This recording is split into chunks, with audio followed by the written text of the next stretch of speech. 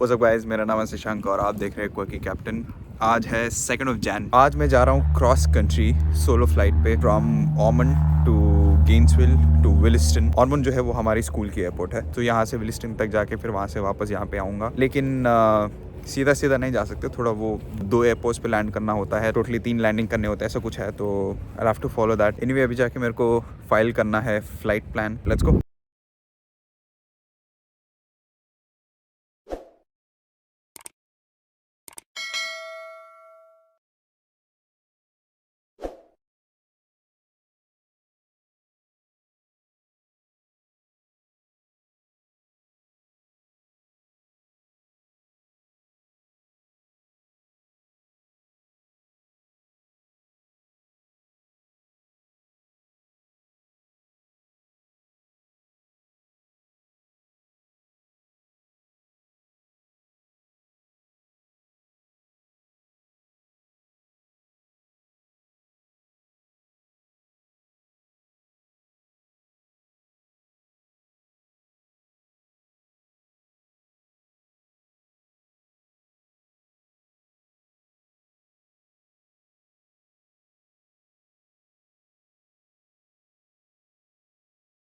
So yeah finally can मिल गई। जा रहा हूँ अभी मैं फ़्लाइट पे।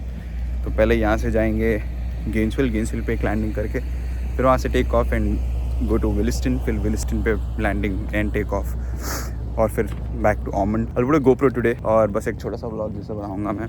Anyway, see you in the cockpit. Alright, तो अभी चालू करते हैं। मुझे नहीं पता अगर आपको सुनाई दे रहा है नहीं, मेरे पास ये केबल नहीं है आज। Clear prop.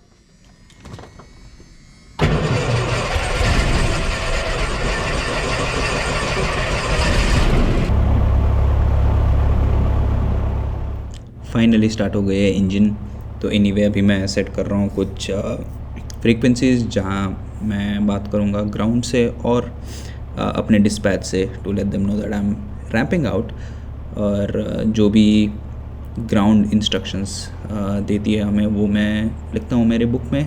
टैक्सी इंस्ट्रक्शंस होते हैं यूजुअली कि कहाँ से जाना है, कैसे जाना है, कौन से रनवे पे जाना है, एट्सेट्रा एट्सेट्रा। और उसके साथ साथ मैं ट्यून इन करता हूँ एटिस पे। ATIS is an automatic recorded weather telling frequency, जहाँ पे जस्ट ट्यून इन करते ही दिल गिव अस वेदर की विंड्स कैसे है, और if it's gusting not gusting, cloud ceilings कहाँ से आ रही है विंड्स, और कौन से रनवे अवेलेबल है, if there is any other NOTAMs etcetera etcetera. NOTAMs is basically notice to airman, और notice to I don't know, कुछ जेंडर इक्वालिटी वाला आया था, I forgot about it, I am sorry. Anyway, so moving forward, ये सब होते ही ramp out का कॉल दे देता हूँ, और रैंपिंग आउट की परमिशन मिलते ही, परमिशन नहीं जनरली जैसे यू नो गुड फ्लाइट और समथिंग, तो ramp out, I start taxiing. Ramp से टैक्सी करके I will go towards the active runway. So आज एक्टिव रनवे था 27, so I'd be taxiing from Charlie and Alpha I believe, and then to runway 27. So अभी मैं चढ़ गया हूँ taxi वे Charlie पे। From here I'd be going to taxiway Alpha, और right here I'll be taking a turn towards the runway, not onto the runway, और ये full short line के पहले रोक देता हूँ, और हमें करने होते हैं कुछ checklists like you know push the engine a little ahead, check magnetos, बाकी इंस्ट्रूमेंट्स, कॉम्पस और हेडिंग इंडिकेटर एट्सेट्रा सब अलाइन करना होता है।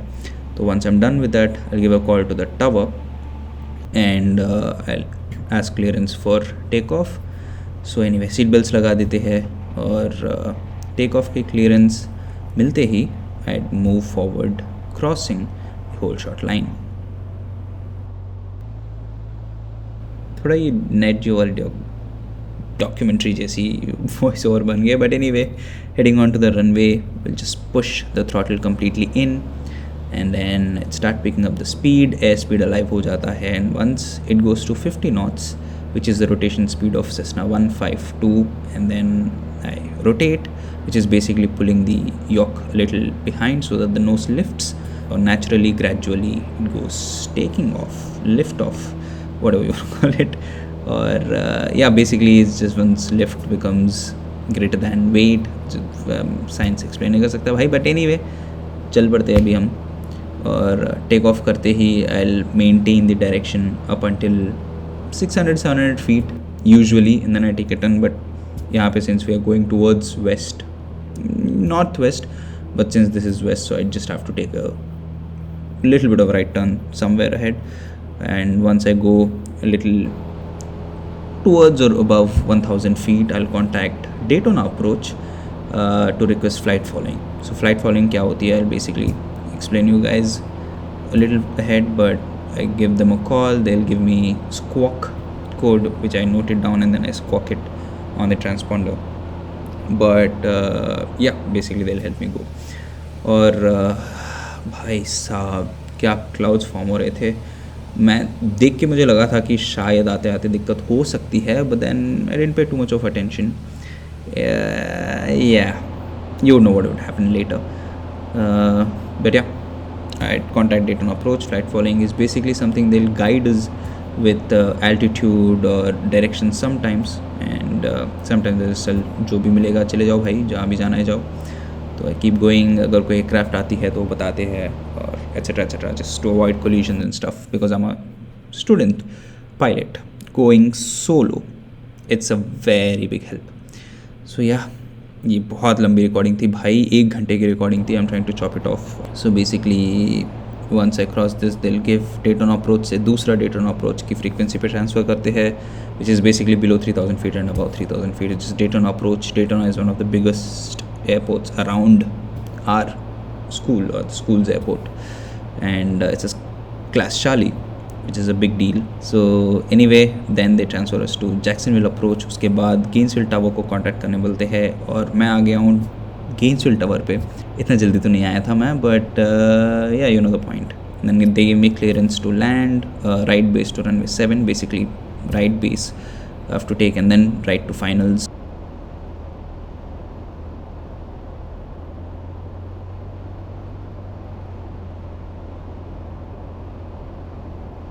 कमिंग डाउन मैं थोड़ा सा फास्ट आ रहा था, क्योंकि there was a little bit of head wind. I am coming like 5-6 knots faster.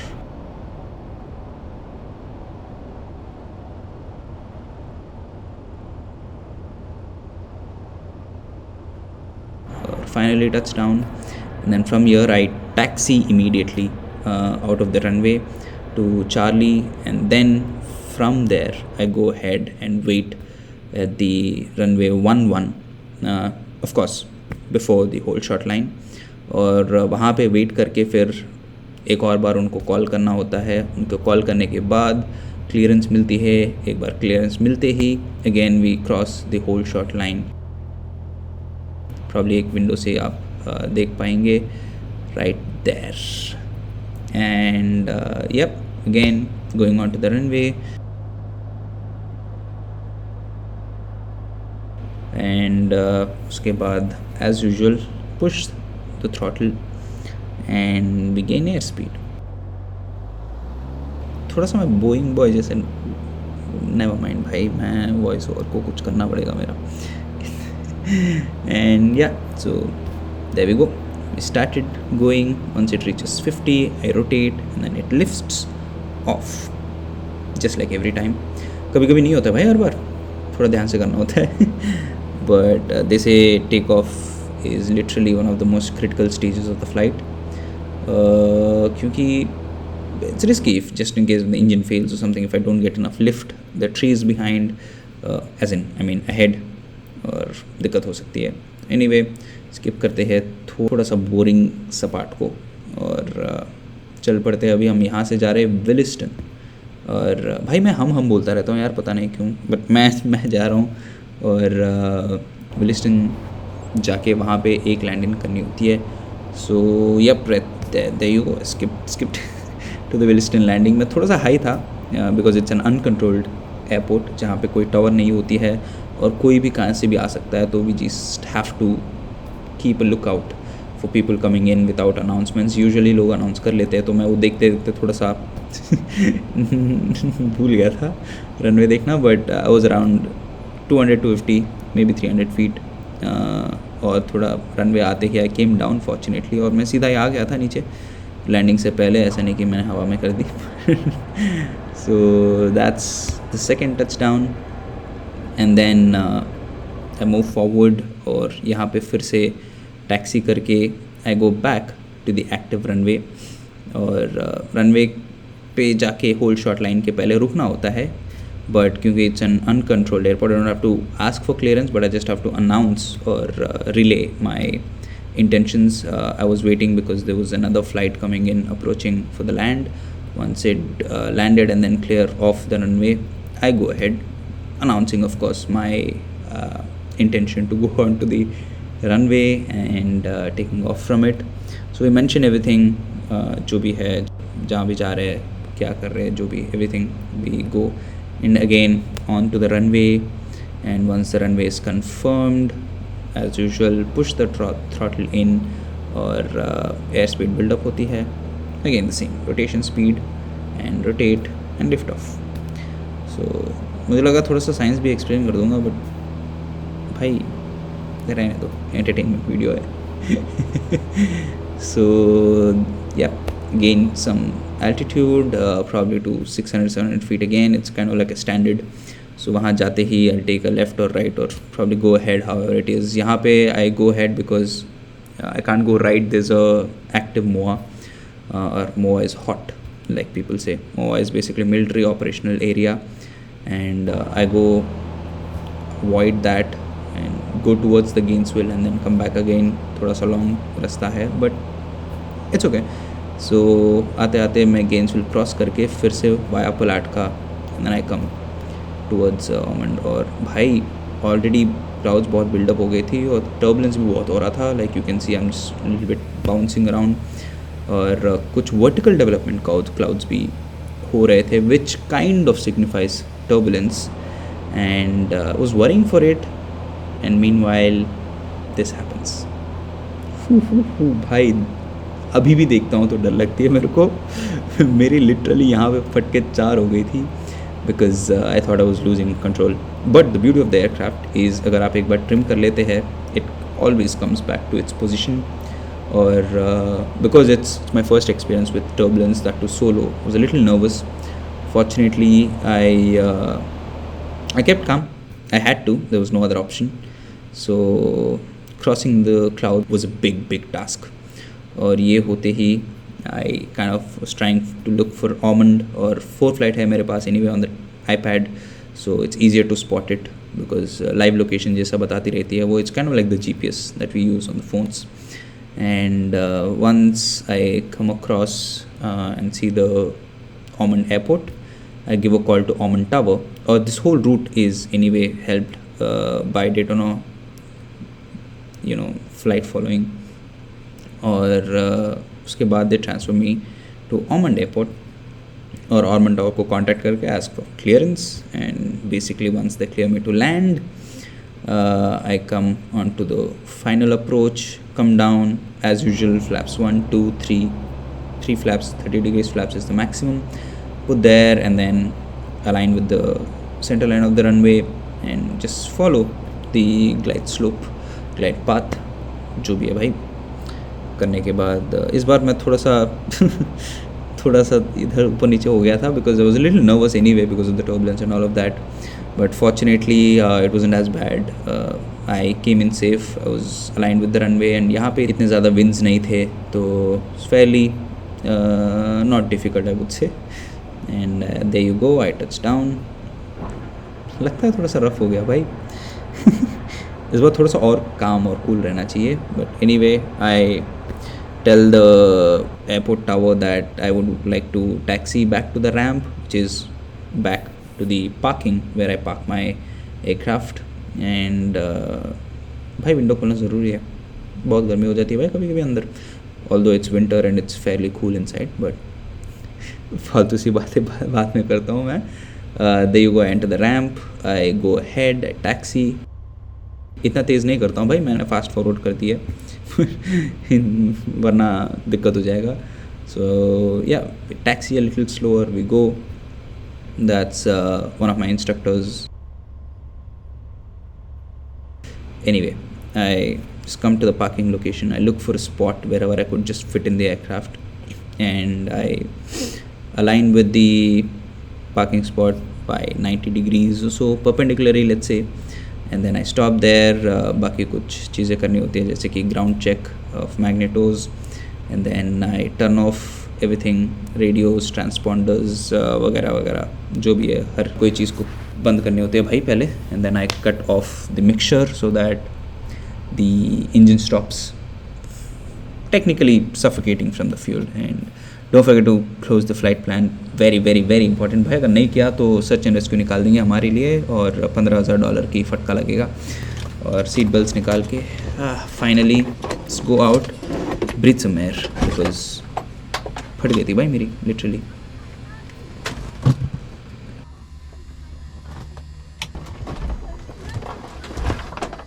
भाई मेरी फट गई थी, क्या टर्बुलेंस था. मतलब जो भी है सब. आप इतना लेट विलिसन गया? हाँ भाई ये तो प्लेन का छोटा मेरे को मजा आ रहा है. अब मैं दोबारा फ्यूल जो करा लिया, अब मेरे को भेजो, जाना है. जा बांध दिया, चुपचाप बांध दिया. सामान उठा, चलो.